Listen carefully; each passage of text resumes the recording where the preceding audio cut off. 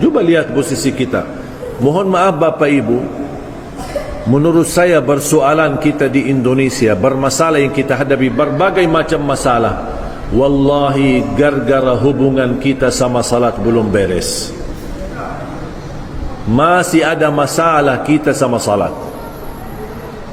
Padahal salat itu satu-satunya ibadah yang tidak bisa ditinggal dan tidak bisa mewakili orang lain. Ada umrah badal? Ada umrah badal? Ada. Ada haji badal? Ada. Ada salat badal? Tidak ada. Tidak bisa diwakili. Harus kita sendiri laksanakan. Dan tidak bisa ditinggal. Puasa boleh tidak ditinggal? Boleh kalau lagi sakit atau musafir. Zakat boleh ditinggal? Boleh kalau kita tidak punya harta untuk dizakati. Haji boleh tidak ditinggal? Boleh jika belum mampu. Kecuali salat tak boleh ditinggal. Sakit, salat. Sehat, salat. Berdiri, salat. Tak bisa berdiri, duduk tapi tetap salat. Tak bisa wudu, tayammum. Tak bisa berdiri, tak bisa duduk, berbaring, tetap wajib salat. Sambil di saat kita menghadapi musuh, lagi perang, masuk waktu salat, ada tata cara salat khauf, salat takut. Tapi tidak boleh tinggal. Kalau saat perang ada, tak boleh tinggal, apalagi saat aman. Cuba lihat, mohon maaf sekarang keadaan umat Islam. Syukur-syukur kalau dia jaga Jumatnya, tapi tak pernah salat 5 waktu. Dia kira Jumatnya bakal diterima, padahal tak pernah salat 5 waktu. Kasihan. Salat itu tali hubungan kita sama Allah. Kalau terputus tali itu sama Allah lewat salat, tidak ada ibadah pun yang bakal diterima oleh Allah. Semuanya sia-sia. Haji sia-sia, umrah sia-sia, khatam Al-Quran berkali-kali sia-sia. Semuanya ada arti kalau salat tidak ada. Karena salat tiang agama. Jatuhnya tiang agama, jatuhnya agama.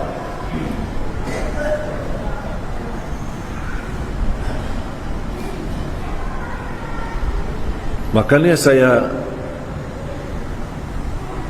ketika menghadirkan guru saya, seorang ulama besar, dan beliau juru kunci makam Rasulullah sallallahu alaihi wasallam. Saya pernah hadirkan 2 kali ke Indonesia.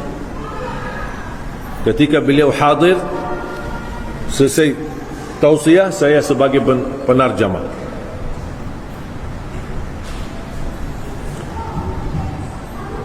Saya pun terharu.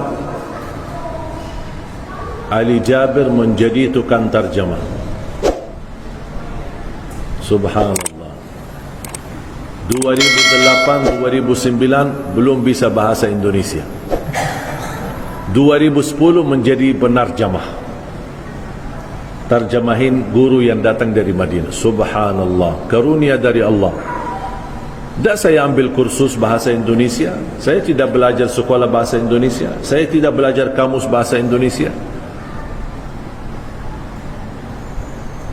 2008, 2009 masih saya baru hafal kalimat bagus. Itu bagus. Apapun orang bicara saya jawab bagus. Siapa nama kamu? Bagus. Apa kabar? Bagus. Umur kamu berapa? Bagus. Saya tidak tahu, itu aja bagus. Kata teman saya, bilang aja bagus. Apapun orang bicara sama kamu, bilang aja bagus. Habis itu saya belajar lagi sama teman saya, tapi tidak kasih tahu artinya. Saya diajarin, apa kabar? Bagus. Mau kemana? Aku cinta kepadamu. Saya ikut. Saya subhanallah cepat hafal. Ketemu orang, Assalamualaikum, apa kabar? Bagus. Mau kemana? Aku cinta kepadamu. Ketemu perempuan, Assalamualaikum, apa kabar? Bagus. Mau kemana? Aku cinta kepadamu. Sambil bermula, apaan itu orang? Subhanallah, Allah berikan anugerah bahasa. Wallahi Bapak Ibu, bahasa ini anugerah murni taufik dari Allah. Bukan karena Ali Jabir hebat atau saya punya sesuatu. Tidak ada. Allah yang memberikan bahasa. Allah maha segala bahasa. Dan selalu saya berdoa, ya Allah, aku mohon berikan kepada aku bahasa Indonesia yang bisa difahami. Faham tak Bapak Ibu? Alhamdulillah, berarti doa saya sudah kabul.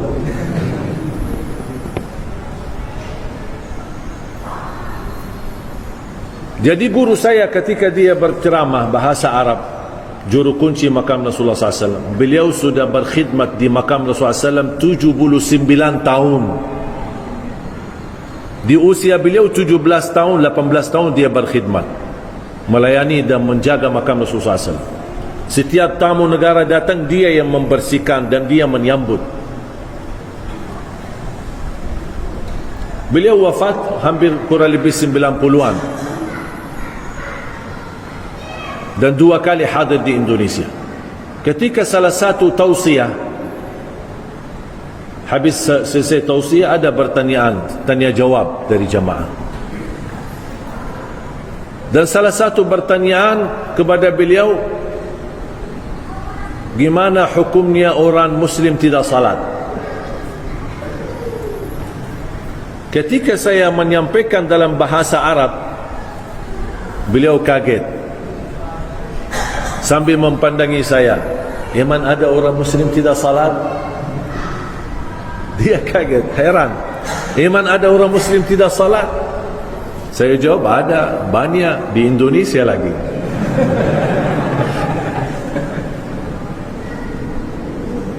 Sedih, banyak yang tidak salat.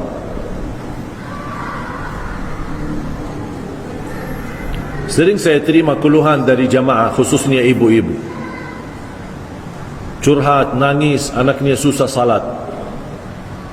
Aku capek sama anakku, tolong doanya, tolong amalannya.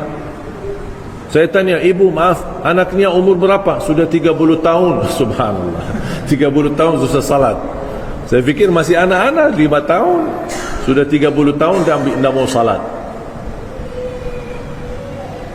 Tahu enggak ada di dalam fikih satu hukum di dalam fikih, kalau ada seorang suami tidak salat sama sekali dan istrinya salihah dan dia salat, jatuh talak dan tidak boleh membiarkan suaminya berhubungan lagi karena hubungannya zina. Cuba sejauh mana begitu? Ini bukan hukum yang disepakati oleh ulama, tetapi ada sebuah pandangan di dalam fikih seperti itu. Bahkan ada satu pandangan, ketika ada orang Muslim tidak salat sama sekali, dia tidak mengingkari kewajiban, dia tahu salat itu wajib, tapi malas, tidak maulah gitu.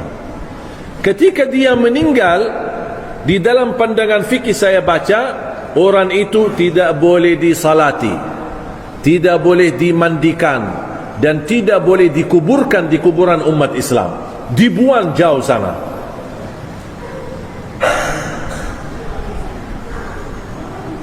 Ngeri ya. Juga mohon maaf kalau hukum ini berlaku, nampaknya sepi kuburan Islam. Wala haula wala quwwata illa billah. Kita doakan semoga pemuda-pemudi Indonesia Allah berikan hidayah. Alhamdulillah belakangan ini sudah mulai banyak hijrah. Walaupun badannya banyak tatu, banyak ini, tapi alhamdulillah dia mau salat. Sampai saya berkali ketemu orang, ini gimana tatu saya? Kalau tatunya ini sebenarnya memang dosa, tapi kamu sudah berhijrah dan pasti Allah menerima taubatmu kalau taubatmu benar. Dan Allah tidak membandangi wajahmu, kulitmu, apa isinya, tapi Allah melihat amalanmu dan hati, isi hatimu. Makanya jemaah sekalian, bersyukurlah Bapak Ibu kalau anda menjadi orang yang bisa salat. Syukurlah, wallahi syukur, bersyukurlah. Karena anda bisa berlangkah-langkah ke masjid, anda mau bangun ambil air wudu di waktu subuh, wallahi ini anugerah nikmat dari Allah untuk kita. Banyak orang yang mampu tapi malas. Bahkan ada orang tetangga masjid tidak pernah datang ke masjid. Padahal jaraknya ke masjid satu tembok dengan masjid. Ada.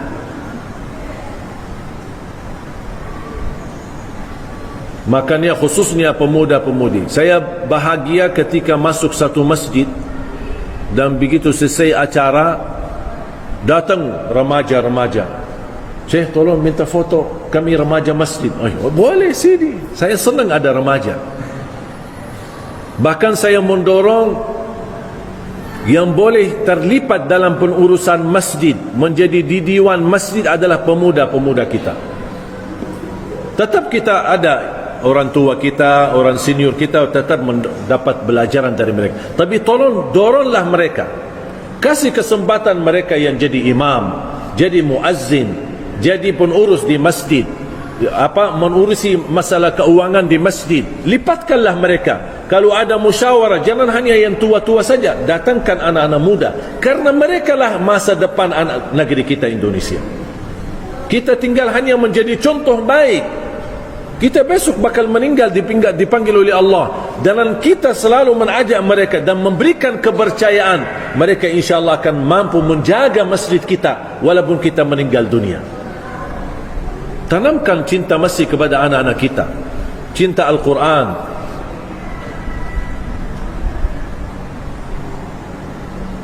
Saya pernah hadiri satu masjid di Bandung, Masya Allah. Ketua umumnya seorang muda, wakilnya seorang muda. Terus saya tanya, ini baru, mana bapak-bapak? Sudah habis ya? Dah ada lagi ya? Ada Pak, ada. Cuma mereka sebagai ahli masywarah. Kalau ada persoalan yang mereka belum mampu, dipanggil yang bapak-bapak. Ini gimana Pak masukannya, nasihatnya? Karena yang tua ini dah boleh kita tinggalkan.